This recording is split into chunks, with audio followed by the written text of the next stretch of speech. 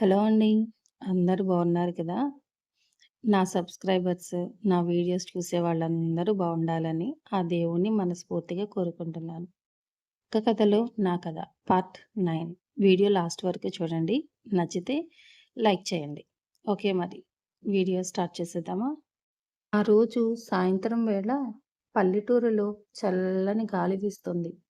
రంగమ్మ ఇంటి పనులన్నీ ముగించుకుని చేతిలో ఖాళీ గిన్నె పట్టుకుని పెరట్లోకొచ్చింది.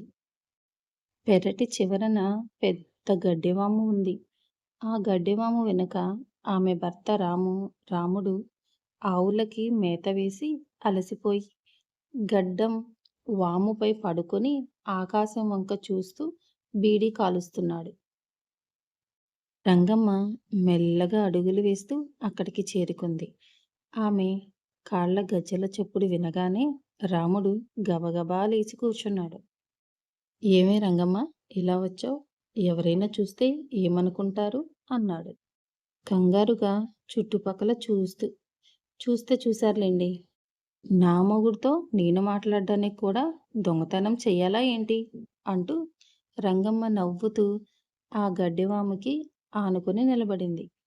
రాముడు నవ్వి, అది కాదు రంగి, పొద్దస్తమానం ఇంట్లో ఉండేదానివి. ఇక్కడికి కూడా వస్తే ఊళ్ళో వాళ్ళందరికీ ఊసిపోక ఏవేవో మాట్లాడుకుంటారు అన్నాడు. మాట్లాడుకునే వాళ్ళని మాట్లాడుకోనియండి. అయినా మీతో ఒక ముచ్చట చెప్పాలి అంటూ రంగమ్మ కాస్త సిగ్గుపడుతూ చేతిలోని గిన్నెతో ఆడుకోసాగింది. ఏంటా ముచ్చట? అంత సిగ్గుపడుతున్నావు? అంటూ రాముడు గడ్డిమం పైనుంచి కిందకి దిగి ఆమెకు దగ్గరగా వచ్చాడు. రేపు టౌన్‌లో కొత్త సినిమా విడుదలవుతుందంట కదా! నన్ను తీసుకెళ్తావా? అని అడిగింది రంగమ్మ. తన పెద్ద కళ్ళతో రాముడి వంక చూస్తూ. ఓస్, ఇంతేనా? దీనికా ఇంత బిల్డప్? రేపొద్దున్నే బండి కట్టుకొని వెళ్దాంలే అన్నాడు రాముడు. ఆ మాట వినగానే రంగమ్మ సంతోషంతో నిజంగానా? అంటూ రాముడిని చేతిని పట్టుకుంది. రాముడు ఆమె చేతిని గట్టిగా నొక్కి నిజంగానేనే నా రాధా అంటూ కాస్త సరసంగా ఆమె బొగ్గ గిల్లాడు. సరిగ్గా అదే సమయానికి ఇంట్లోంచి యజమాని భార్య రంగమ్మా అని గట్టిగా అరిచింది. అమ్మో రంగమ్మోయ్, ఎక్కడున్నావే? ఆవు పాలు పితికే టైం అయింది. ఇంకా అక్కడేం చేస్తున్నావు? ఆ అరుపు వినగానే ఇద్దరూ ఒక్కసారిగా ఉలికిపడ్డారు. రంగమ్మ రాముడి చేతిని వదిలేసి గబగబా గిన్నె సర్దుకుని, ఇదిగో వస్తున్నానండి. ఈ గడ్డివాము దగ్గర గడ్డి సరిచేస్తున్నా అని గట్టిగా సమాధానం చెప్పింది రంగమ్మ. రాముడు నవ్వుకుంటూ వెళ్ళు వెళ్ళు, లేకపోతే ఈరోజు సినిమా ముచ్చట కాస్త గడ్డివాము తగలబెట్టినట్టు అవుతుంది అన్నాడు మెల్లగా.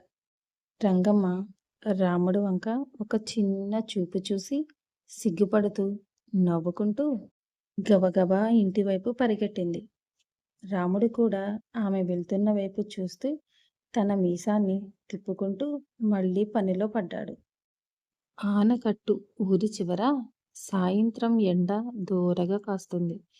రంగమ్మ చేలో పని ముగించుకుని తలపై పచ్చగడ్డి మోపు పెట్టుకుని ఇంటి పెరట్లోకి వచ్చింది.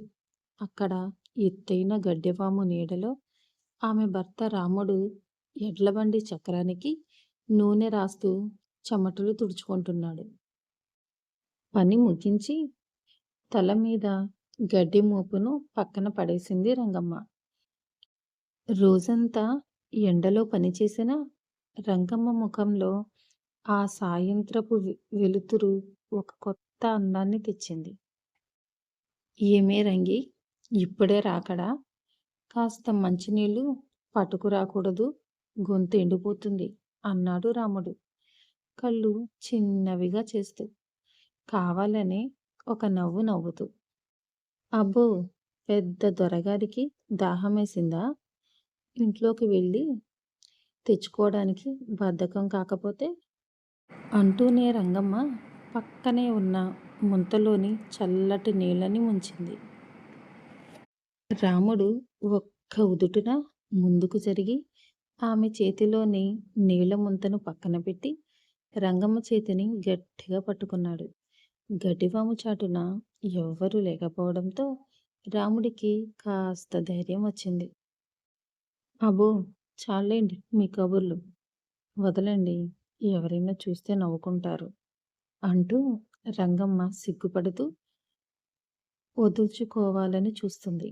కానీ ఆమె ముఖంలోని నవ్వు, బుగ్గల్లోని ఎరుపు, ఆమె మనసులోని ఇష్టాన్ని దాచలేకపోయాయి. గడ్డివాము నుంచి వచ్చే పచ్చగడ్డి వాసన, చల్లటి గాలి, ఇద్దరి శ్వాసల వేడి ఆ వాతావరణాన్ని మరింత మధురంగా మార్చాయి. రాముడు ఆమె బుగ్గలపై ముద్దు పెట్టుకోబోయేంతలో పెరటి గేటు దగ్గర కోడి కుక్కరకో అంటూ గట్టిగా అరిచింది. అంతే, రంగమ్మ ఒక్కసారిగా ఉలికిపడి రాముడిని వెనక్కి నెట్టేసి, అమ్మో, ఎవరో వస్తున్నట్టున్నారు అంటూ గబగబా తన చీర కొంగుని సర్దుకుంది. అక్కడి నుండి జారుకుంది.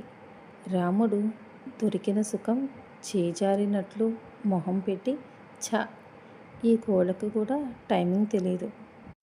రాత్రి 8 దాటింది. ఊరంతా నిశ్శబ్దంగా మారింది.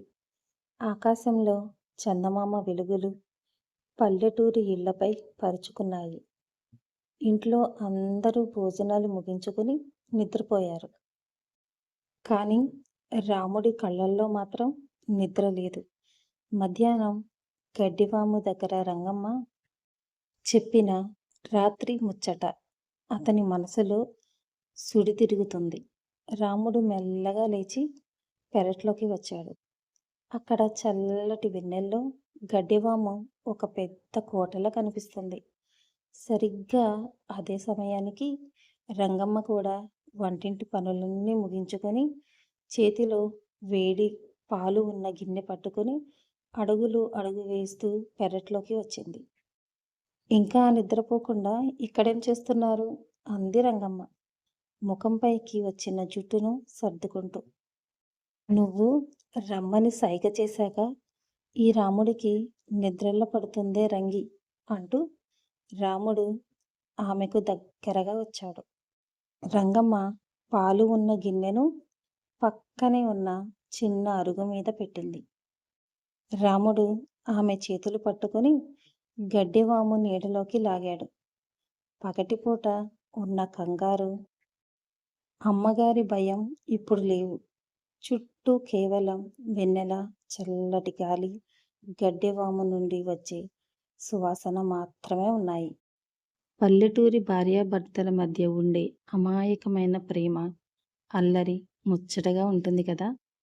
ఈ కథ మీకు నచ్చిందని ఆశిస్తున్నాను. Next story wait and see.